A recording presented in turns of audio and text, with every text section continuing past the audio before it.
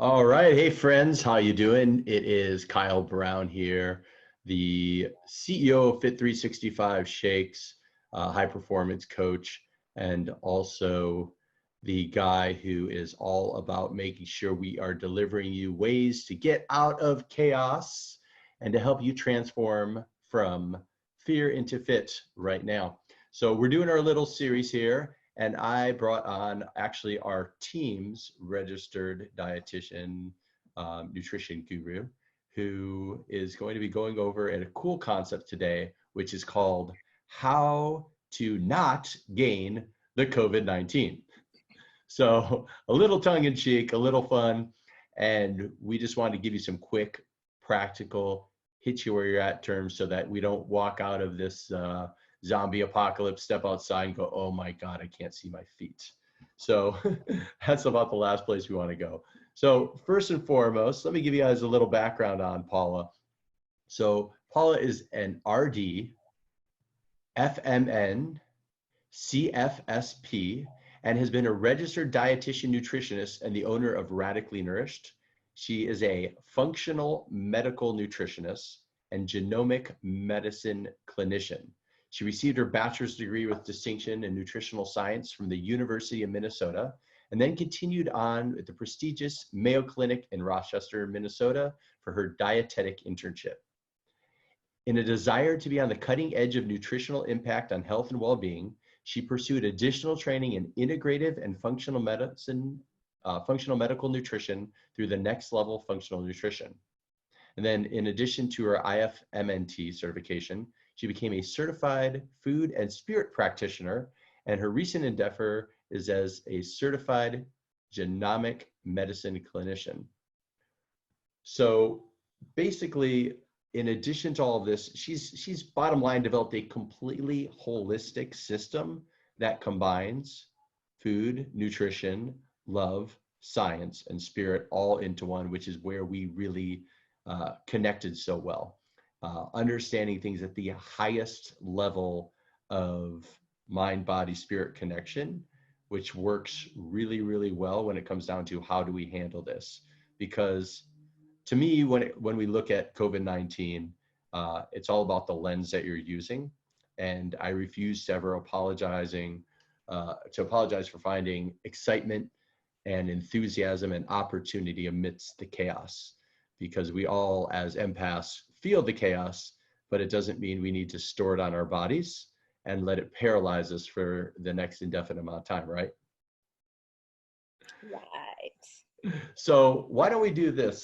First off, why don't you tell us a little bit about where you are right now? Because I know this isn't your normal digs.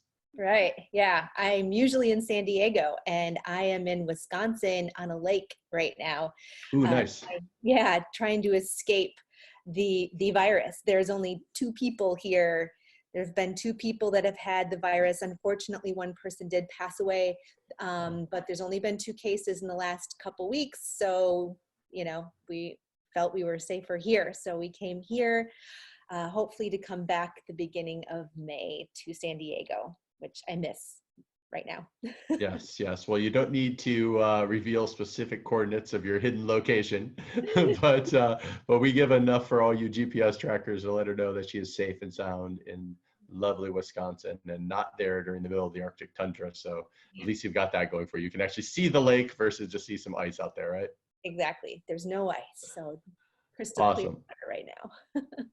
Awesome. Well, I think we should really just dig into helping out our friends here right now who are sitting down and they're looking at their list of things to do. And besides just manage chaos, they're going towards the refrigerator and the cupboard so much more than normal. And this is sort of a new normal for the short term.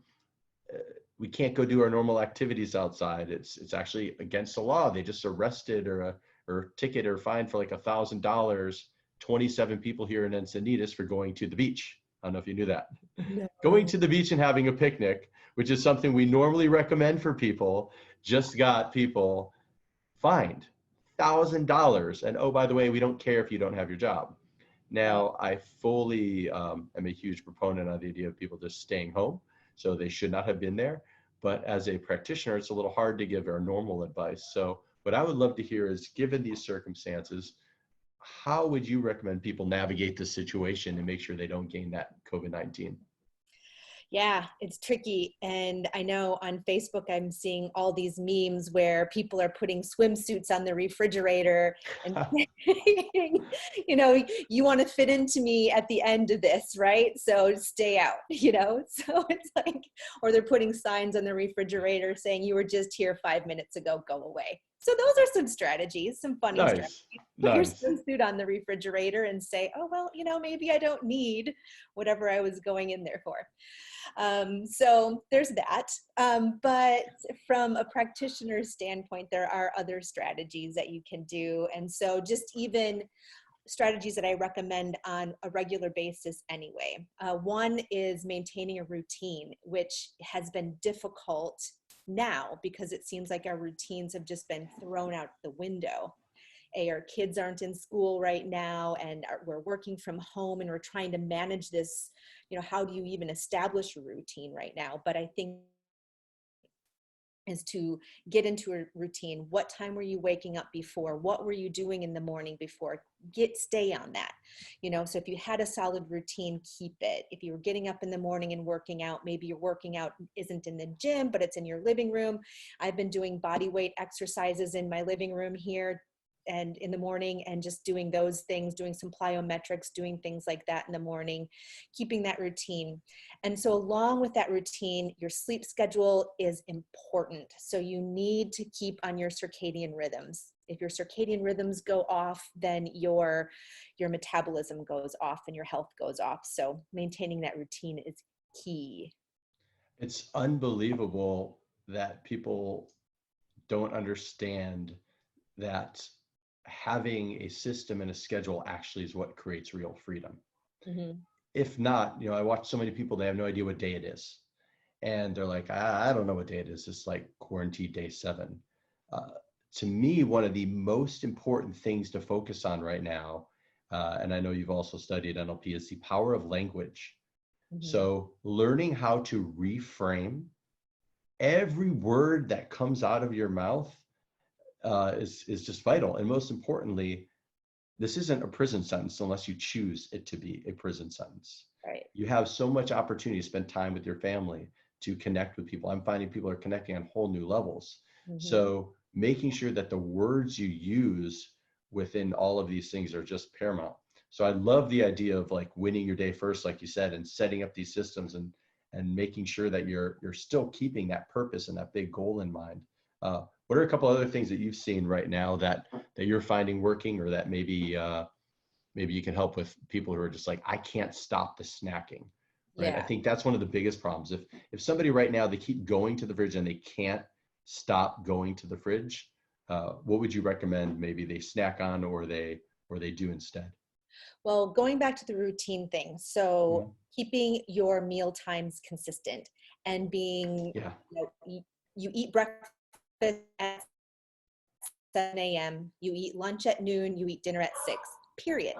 If there's time for a snack, if you're somebody who does require a morning snack or an afternoon snack or a bedtime snack, not everybody does. Some people just need 3 meals. Some people do need snacks, but keep the time consistent every day. And don't continually go to the fridge like you ate breakfast an hour ago and then you're going to the fridge. Look at the time, pay attention to what you're doing, stop yourself and say, okay, I just ate breakfast, it's 8 a.m., I ate at 7, snack isn't until 10, shut the cabinet, shut the refrigerator and say, I'm coming back at 10 to have my snack. I can wait, I'm not gonna starve. I think our minds think when we're bored that we're hungry. I mean, our minds will think we're hungry for many different reasons. Either we're thirsty, or we didn't get enough protein at our previous meal, or we didn't get enough sleep the night before.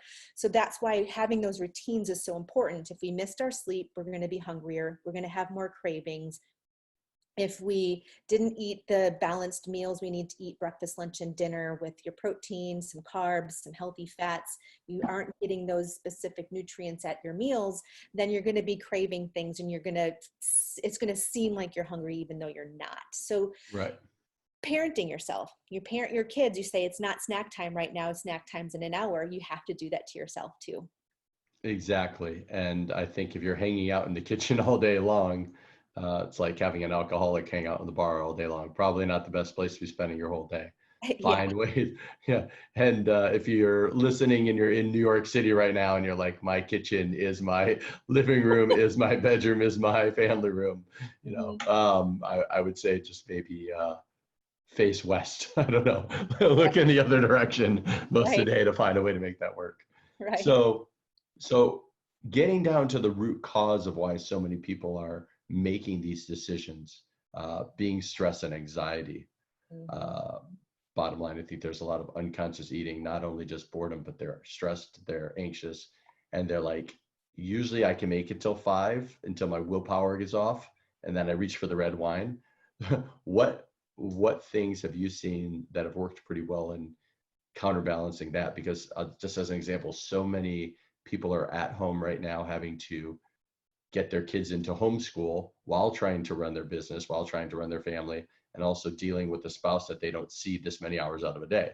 Yeah. So, Yeah. And you throw me into the boat. Yeah. I'm yeah. actually with my ex-husband and my child. And sorry. Ah, Yeah. So that's weird. yeah. And so, yeah, I have a kid that I'm trying to school and trying to work and trying to manage all of those things. So it's not like I'm not dealing with these things either. So I definitely get it. I definitely understand the struggle. It's for sure real. Um, but we still have to do our best to maintain our sanity and keep calm in this storm. And food isn't always the best thing to reach for, although it's our favorite thing to reach for, either food or wine or something like that. Caffeine, those sorts of things, chocolate, sugar are our favorite things to reach for when we have those stress and anxiety hormones pop up.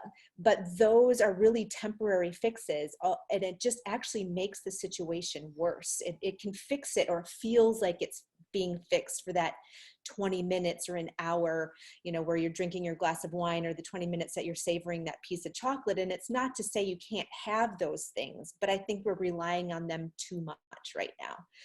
Totally. So we literally have to find other ways, and more beneficial ways that actually work to help manage that stress response. So there's two different sides of your nervous system. There's the parasympathetic nervous system. There's the sympathetic nervous system.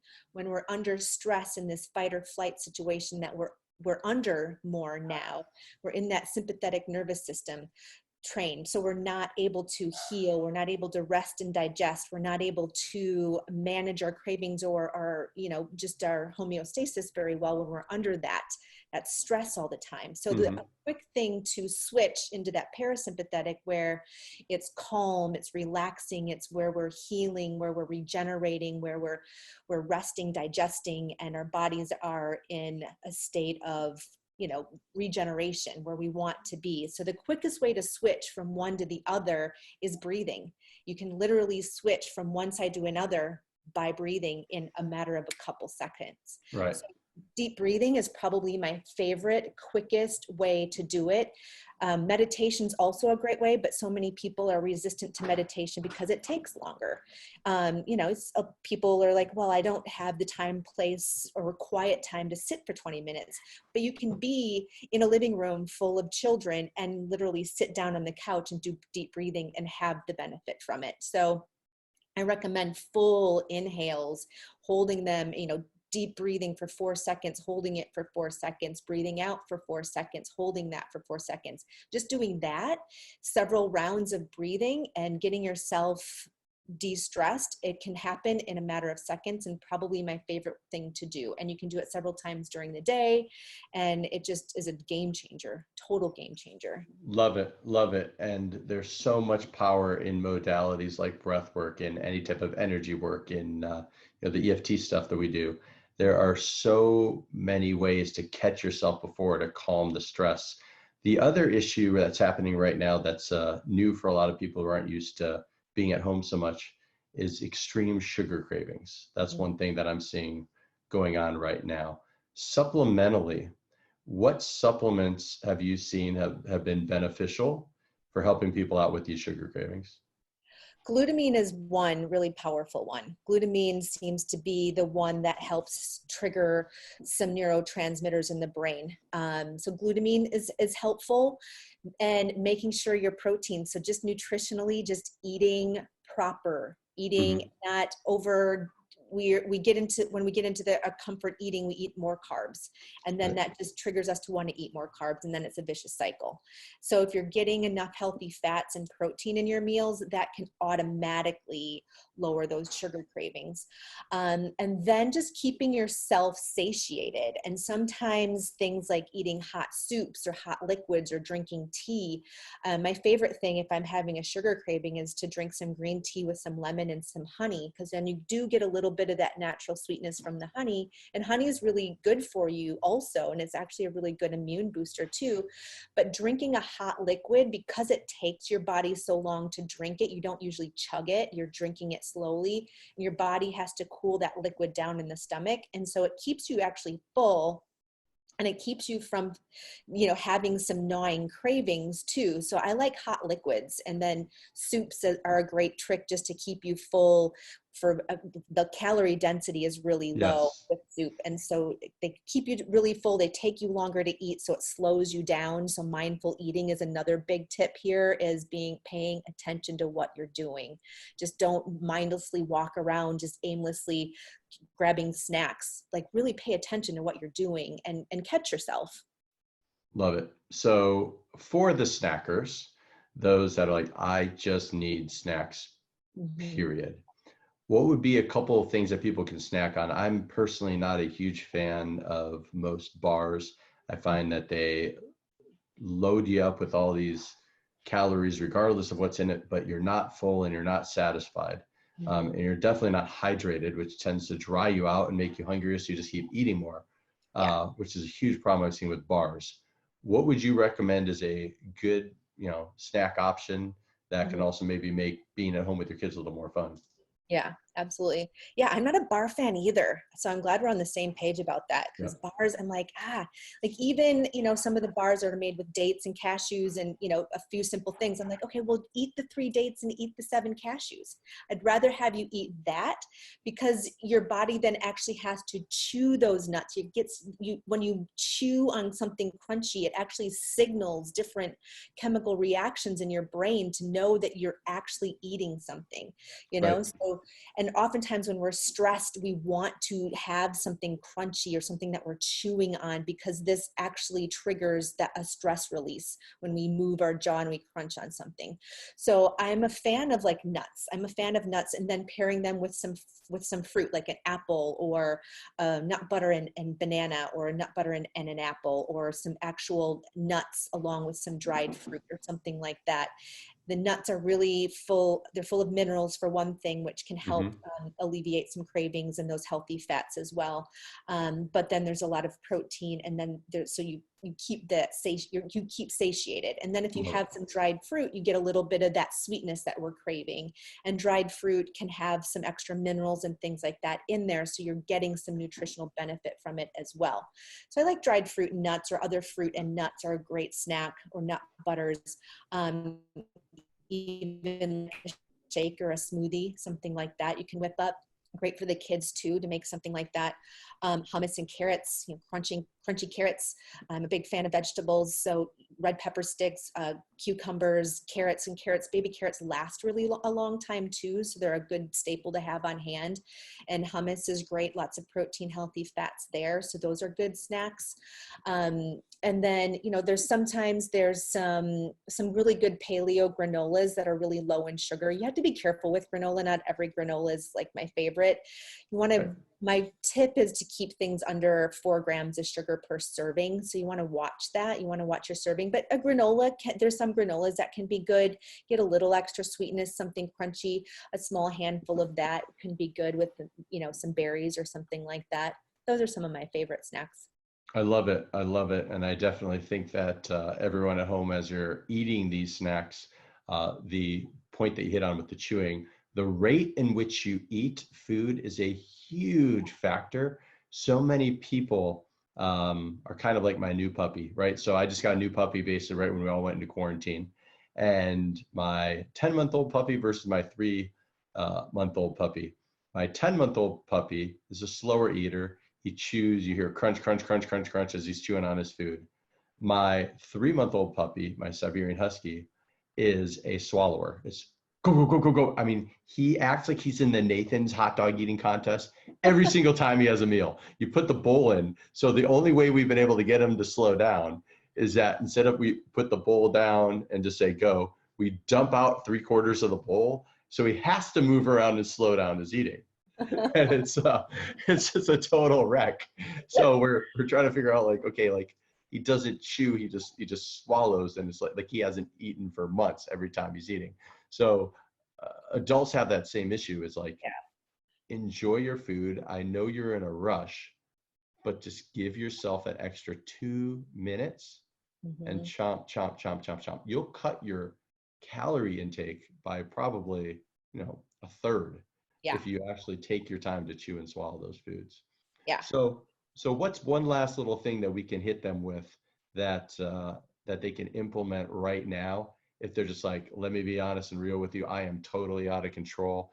I am sitting down right now and I am, I'm acting like I'm in an all-you-can-eat buffet every time I walk into my kitchen and I can't get out of there. If somebody's just in a totally like, I have lost it, I'm not even being myself, I've been using this excuse of like, oh, once we're out of quarantine, I'll get back to normal. What is one thing someone can do right now to like get back on the wagon, so to speak? I think you have to sit yourself down and be honest with yourself. Like, or if you're standing there, catch yourself and be like, what am I doing right now? Like, honestly, look at yourself and just be honest with yourself. What's happening? And then my favorite question to ask is this going to help me reach my goal? We're going to come out of this. And we had goals before we got in here. We still likely have the same goals. We've forgotten about them in the madness, but get back to, okay, what were my goals before I got here? What was I really striving for and working towards before I got here? Maybe you need to sit yourself down and do a little exercise, do a SMART goal exercise, do your whys, like what are my goals and why are they my goals? What am I trying to achieve and why is it important to me? Like if you have a goal of losing 20 pounds because you want to run a marathon and that's still really your goal, why is that your goal? Why do you want to run that marathon? What is it going to get you? Why, get into those juicy feelings of that's going to make me feel so good to run that marathon. I'm going to finish that race. My family's going to be so proud of me. And, really get into the feeling and the emotion of that goal that you really had, you really do want to achieve, because you still want to achieve it. You just need to remember that. So I think do an exercise and sit yourself down and be honest with yourself and get back into and get back into your game, I love it. And I will add that we're really excited. We'll be doing an announcement soon.